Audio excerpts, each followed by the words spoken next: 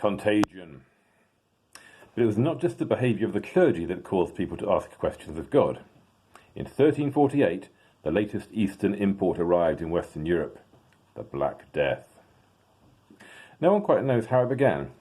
It was spotted in Constantinople and Trebizond, trading centres in the east. Then it arrived in Genoa, Italy, and then it was everywhere. Within 40 years, a third of Europeans were dead, most of them in the first few years after it struck. It took the highborn and the low. It killed the Archbishop of Canterbury in England and King Alfonso in Spain. The statistics were mind-blowing. England lost half its population to the Black Death. Some 1,000 entire villages were wiped out. It killed more people in Europe proportionately than the 1914-18 war. Some estimates put the death toll at 1 in 3 of the population. And one of the victims was faith in the church. People looked to the church to protect them, but the clergy seemed as helpless as anyone else. So people turned, like desperate cancer victims, to unsanctioned remedies. Street preachers preached hellfire and damnation. Evangelists walked the streets dressed as skeletons. Groups like the Flagellants, who spent their time beating themselves for their sins, sprang up. The dreadful punishments they inflicted on themselves probably did more to spread the disease than to cure it. And then people started to think that maybe it wasn't their sins that had caused this, but the sins of other people, Jews, lepers. All this must be happening because we allow them to stay here. Anti-Semitism had risen steadily during the 12th century, but now it burst out like a virulent disease, like in fact a plague. Jews were accused of deliberately poisoning wells. In April 1348 in Toulon, France, 40 Jews were murdered. The next year there were massacres across Europe. The worst outrage perhaps was in Strasbourg, where on St. Valentine's Day 900 Jews were burnt alive. This was seen as a preventative measure. The plague had not even reached the city, but you can never be too careful. To his credit, Pope Clement VI issued a papal bull declaring that those who thought the Jews were to blame had been seduced by that liar, the devil. But his efforts were completely undone by Charles IX, the new Holy Roman Emperor, who declared that any property of Jews killed in riots was forfeit to the authorities. So, killing Jews became both financially advantageous and a matter of spiritual health and safety. Begin the Beguines. When it came to radical real Christianity, the action was happening elsewhere. In Belgium, they were beginning the Beguines. The Beguines were a female community who renounced property and embraced chastity, or thought they renounced popery, that too probably. But they didn't enter a nunnery. They stayed with their parents or in small communities in ordinary houses. They were a loosely organised network of lay sisters, with no common rule and no mother superior. Independent, autonomous communities, living lives of service and austerity, but right in the middle of the towns. The male counterparts were called Beguines. They were similar to the Franciscan spirituals in some ways. Some Beguines experienced a heightened, intense, almost physical sensation of union with Christ. They described it as a kind of annihilation, where the soul was taken over, overwhelmed by the Spirit. Their most influential teacher was Marguerite Porete. I'm having trouble with my eyes today. She was the author of a hugely popular book called The Mirror of Simple Souls, a dialogue between soul, love, and reason, where she describes people who are so abandoned to God's love that they are completely overwhelmed by the will of God. In such a condition, she wrote, they live entirely within God's will and no longer have a why of their own. The church reacted sniffily. This higher plane stuff smelled of Gnosticism, and things weren't helped when Marguerite described those who had achieved this state as the greater church, while the organised official church was the lesser church. This was not the kind of language to endear them to the church authorities. What is more, they had the temerity to wear religious habits, although they belonged to none of the official orders. They were outside the system. There were even accusations that they did not obey their parish priests. But they weren't just otherworldly mystics. They had jobs. Weaving, spinning, nursing.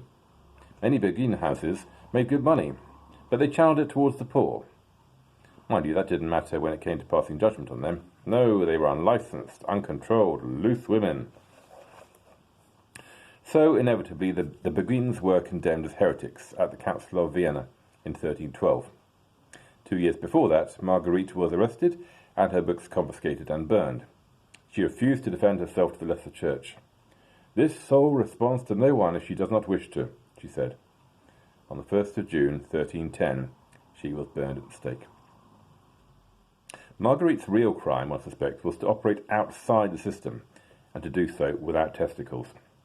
The fact is that for years, Marguerite's work continued to circulate, but in a version attributed to an anonymous male author. No one kicked up a fuss because they thought it was written by a man. There was even a 1927 edition, rendered in modern English, attributed to an anonymous Carthusian monk, and the edition bore the imprimatur of the Cardinal Archbishop of Westminster. It appears, then, that Marguerite's opinions were heretical only when uttered by a woman. It was not until 1946 that it was established that this text was the mirror of simple souls, and Marguerite was given her rightful recognition as its author. Let's get back to that name, Beguines.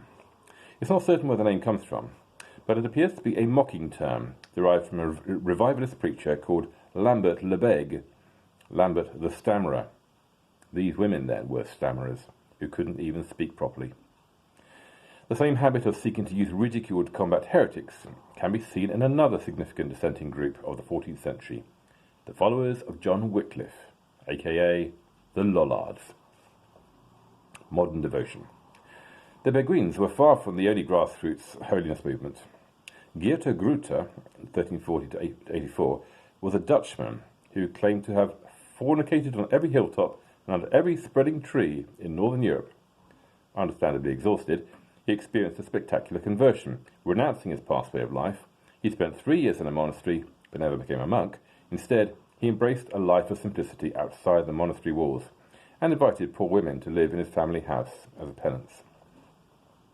Given Geerte's history, you might have expected the women to be a bit wary of such hospitality. At the very least, I imagine they stayed away from shady trees.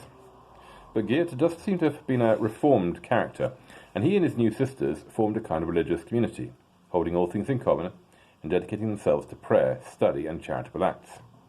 In particular, they focused on nurturing a rich inner devotional life, nourished by reading and imaginative meditation. This became called the Devotio Moderna, or the New Devotion, and their meetings were called congregations. Geert became a famous preacher, and his movement flourished. He also inspired a monastery at Windesheim that in due course included nearly 100 houses. After his death, the movement became known as the Brethren of the Common Life, and it flourished throughout the 14th and 15th centuries. They were not monks. They included married couples and families. Their houses were controlled by the local town corporations, not by abbots or bishops.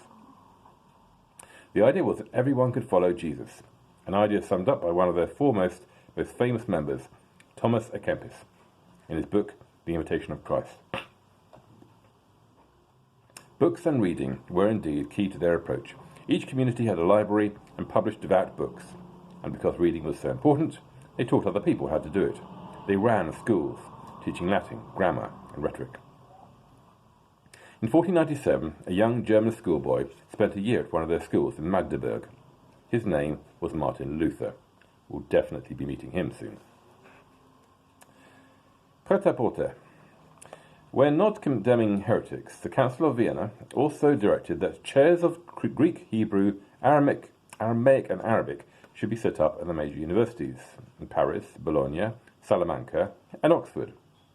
Oxford immediately rushed into action, and a mere 200 years later appointed someone to do the job. There was a record of a converted Jew called John of Bristol teaching Hebrew and Greek there in 1320, but apparently he only lasted a year. Well, he came from a red brick university, what do you expect? At the School of Theology in Paris, students obviously had to study the Bible. But which Bible? How could they make sure everyone was studying the same text? Parisian printers sniffed a business opportunity. The result was the release of the so-called Paris Bibles, small, portable Bibles that included study aids, and that for the first time used the standard uniform way of dividing the Bible into chapters. Chapter division had been used since the days of the great Alexandrian codices, but there was no uniform system.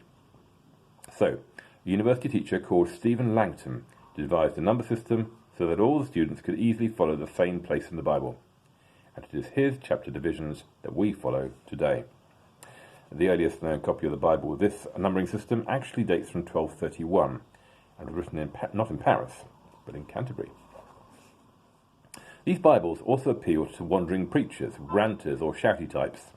The preaching orders, monks like the Dominicans and Franciscans, wanted Bibles to take with them on their quest to save souls, and most Bibles up to then were so big you'd need a wheelbarrow. So the Paris printers and booksellers developed smaller, more portable Bibles, written on a special type of vellum, scraped as thin as tissue. They made the Bible available to people in a way that had never been known before. Meanwhile, the organ continued to go from strength to strength. Churches had official organists. You hear of people called John the Organer, which surely ought to be a criminal offence. In Halberstadt, Germany, a huge organ was installed in 1361. There was so much wind pressure from the bellows that the organist had to use the full power of his arm to hold down a key, so he could only play 2 notes at once. The Wyclifites. Making the Bible available was something very dear to John Wycliffe, about 1325 to 84, a doctor of divinity at Oxford University. A distinguished academic, Wycliffe followed in the footsteps of the Franciscans by claiming that Christ lived a life of poverty, and that the church he intended to establish was a spiritual body with no earthly possessions. Needless to say, this did not go down well with a number of church authorities, who had quite a lot of possessions and felt perfectly okay about that. Wycliffe's criticisms were not new, but he took them further than others had dared. At the root of his ideas was the Bible, which Wycliffe placed above the church and its traditions, above the teaching of the church fathers and the rulings of the Pope. In the Bible, Wycliffe saw no basis for the idea of transubstantiation. Aquinas had argued that there were 2 aspects to bread. First, its substance, by which he meant its universal fundamental nature, the sort of breadiness of bread. Then there was what he called accidents, which means the qualities of an individual piece, for example, shape, size, density, amount of poppy seeds, and so on. He claimed that during the Mass, the substance of the bread was altered, but the accidents remained the same. It looked like bread, tasted like bread, and so on, but it was no longer bread. Non-alcoholic lager works in much the same way. It looks right, even smells right, and then you taste it. The breadiness of this bread had been changed to Jesusness. Wycliffe thought that was rubbish. The Mass had become a distortion of the original biblical idea of the Eucharist. Communion was not some kind of conjuring trick played with universals and accidents. Wycliffe also argued that the use of force and the rule of law to support church doctrine was anti-Christian. The Pope in his eyes was just the Bishop of Rome, no more, no less. Only Christ was the head of the church. What is more, he said that the authority of the Pope, or any church leader for that matter, came not from political or military power, but from moral authority. This radical idea meant that the decrees of an immoral Pope had no power whatsoever. Ordinarily, Wycliffe would have been dealt with fairly swiftly, but political divisions in the country meant that he was allowed to continue his attacks. The nobility of the country weren't going to clamp down on ideas that, in weakening the church, might bring more power their way. Eventually, though, he was condemned at a synod in 1382. The university sacked him, but even then all that happened was that he retired to the small town of Lutterworth in Leicestershire, from where he continued to issue his denunciations of the church, right up until his death 2 years later. Wycliffe believed that everyone who could read should read the Bible, but it was in Latin. So, some of his followers made the first translation of the Bible into English. Although he has been traditionally associated with this translation, which even became called the Wycliffe Bible, it was probably the work of 2 men, Nicholas of Hereford, who did a rather wooden job of the Old Testament, and John Purvey, who revised the Old Testament and completed the work. The translation was condemned as heretical. "Condemn the word of God in any language as heresy, and you call God a heretic," replied Wycliffe. So before we go today, here's a fact file on Wycliffe. Pen picture. Name John Wycliffe, aka John Wycliffe, John Wycliffe, John Wycliffe, John Wycliffe, or John Wycliffe. Spelt 5 different ways, which I won't go into. Nationality English, dates about 1330 to 84. Appearance bald, bandy-legged, monobrowed, hook-nosed. But apart from that, curiously attractive. Before he was famous, an academic at Oxford. Famous for championing the primacy of Scripture, challenging the status of the Pope, and traditional teachings about such things as transubstantiation. Why does he matter? He makes the start of the anti-clerical movement in England that was to lead eventually to the Protestant Reformation. He was an early opponent of the secular power of the papacy. He also inspired the first English translation of the Bible. And could you have a drink with him down the pub? Definitely. Pint of ale in the Lutterworth Inn.